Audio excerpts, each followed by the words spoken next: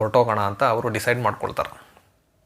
ಈ ನಡುವೆ ಏನಾಗುತ್ತಂದರೆ Vincent Hannah ತನ್ನ ಇನ್ವೆಸ್ಟಿಗೇಷನ್ನ ಮೂಲಕ ಈ ಕ್ರಿಸ್ನ ವೈಫ್ ಇದ್ದಾಳಲ್ಲ ಶರ್ಲಿನ್ ಅಂತ, ಅವಳು ಯಾರ ಜೊತೆ ಒಂದು ರಿಲೇಷನ್ಶಿಪ್ಪಲ್ಲಿ ಇದ್ಲು ಅಂದರೆ ಆ್ಯಲನ್ ಅಂತ, ಅವನ್ನ ಪೊಲೀಸವರು ಟ್ರೇಸ್ ಮಾಡ್ತಾರೆ.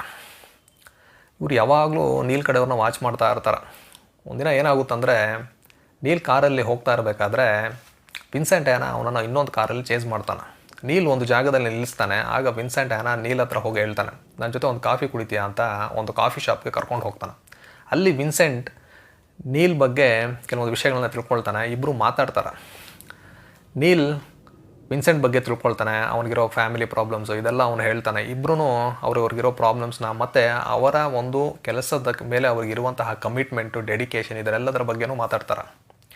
ಆಗ ವಿನ್ಸೆಂಟ್ ಏನು ಹೇಳ್ತಾನಂದರೆ, ತಾನು ತನ್ನ ಒಂದು ಕೆಲಸದ ಮೇಲಿರುವ ಡೆಡಿಕೇಶನ್ಗೋಸ್ಕರ ಏನು ಬೇಕಾದ್ರೂ ಮಾಡಬಹುದು, ಮತ್ತು ನಾನು ನಿನ್ನ ಸಾಯಿಸೋ ಪರಿಸ್ಥಿತಿ ಬಂದ್ರೂ ಅದನ್ನು ನಾನು ಮಾಡ್ತೀನಿ ಅಂತ ಹೇಳ್ತಾನೆ. ನೀಲ್ ಕೂಡ ತನ್ನ ಒಂದು ಫೀಲ್ಡ್ ಮೇಲೆ ಅವನಿಗಿರೋ ಕಮಿಟ್ಮೆಂಟ್ ಇದೆಯಲ್ಲ ಅದ್ರ ಬಗ್ಗೆ ಮಾತಾಡ್ತಾನೆ. ಇದಾದಮೇಲೆ ಏನಾಗುತ್ತಂದರೆ ವಿನ್ಸೆಂಟ್ಗೆ ಪೊಲೀಸವರಿಂದ ಒಂದು ಕಾಲ್ ಬರುತ್ತೆ. ಏನಂದರೆ ನೀಲ್ ಮತ್ತು ಅವರ ಟೀಮ್ ಅವರೆಲ್ಲ ತಮ್ಮ ಸರ್ವಿಲೆನ್ಸಿಂದ ತಪ್ಪಿಸ್ಕೊಂಡಿದ್ದಾರೆ ಅಂತ. ವಿನ್ಸೆಂಟ್ಗೆ ತುಂಬ ಫ್ರಸ್ಟ್ರೇಷನ್ ಆಗುತ್ತೆ. ಈ ನಡುವೆ ಈ ವ್ಯಾನ್ ರೋ ಇದ್ದಾನಲ್ಲ, ಅವನು ರೋಸರ್ ವ್ಯಾನ್ ಝ್ಯಾಂಡ್ನ ಮೀಟ್ ಮಾಡ್ತಾನೆ. ಅವನು ವ್ಯಾನ್ ಝ್ಯಾಂಡ್ಗೆ ಹೇಳ್ತಾನೆ, ನನಗೆ ನೀಲ್ ಬಗ್ಗೆ ಮತ್ತು ಅವರ ಟೀಮ್ ಬಗ್ಗೆ ಗೊತ್ತು, ನಾನು ನಿನಗೆ ಹೆಲ್ಪ್ ಮಾಡ್ತೀನಿ ಅಂತ ಹೇಳ್ತಾನೆ. ರೋಜರ್ ಸರಿ ಅಂತ ಒಪ್ಕೊಳ್ತಾನೆ. ಈಗ ನೀಲ್ ಕಡೆಯವರು ಬ್ಯಾಂಕ್ ರಾಬರಿಗೆ ಪ್ಲ್ಯಾನಿಂಗ್ ಎಲ್ಲ ಮಾಡ್ತಾ ಇರ್ತಾರೆ.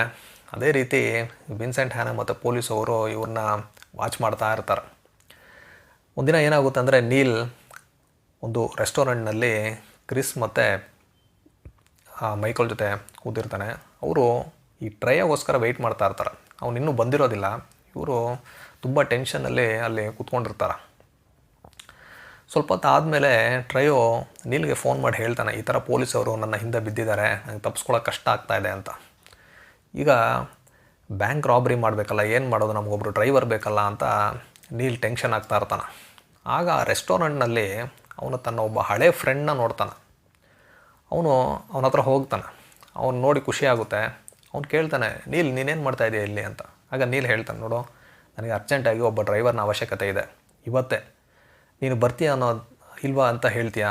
ಎಸ್ ಆರ್ ನೋ, ಇಷ್ಟೇ ನನಗೆ ಬೇಕಾಗಿರೋದು, ಇವಾಗಲೇ ಹೇಳಬೇಕು ಅಂತಾನೆ. ಅವನು ಸರಿ ಬರ್ತೀನಿ ಅಂತ ಒಪ್ಕೊಳ್ತಾನೆ. 5 ನಿಮಿಷದಲ್ಲಿ ಹೊರಗಡೆ ಬಾ ಅಂತ ಹೇಳ್ಬಿಟ್ಟು ಅಲ್ಲಿಂದ ಹೊರಟೋಗ್ತಾನೆ. ಈಗ ನೀಲ್ ಮತ್ತು ಅವ್ರ ಟೀಮ್ ಅವ್ರೇನು ಮಾಡ್ತಾರೆ, ಬ್ಯಾಂಕ್ ರಾಬ್ ಮಾಡೋಕ್ಕಂತ ಹೋಗ್ತಾರೆ. ಈ ಕಾರ್ ಡ್ರೈವರ್ನ ಕಾರಲ್ಲೇ ತಮಗೆ ವೆಯ್ಟ್ ಮಾಡು ಅಂತ ಹೇಳಿಬಿಟ್ಟು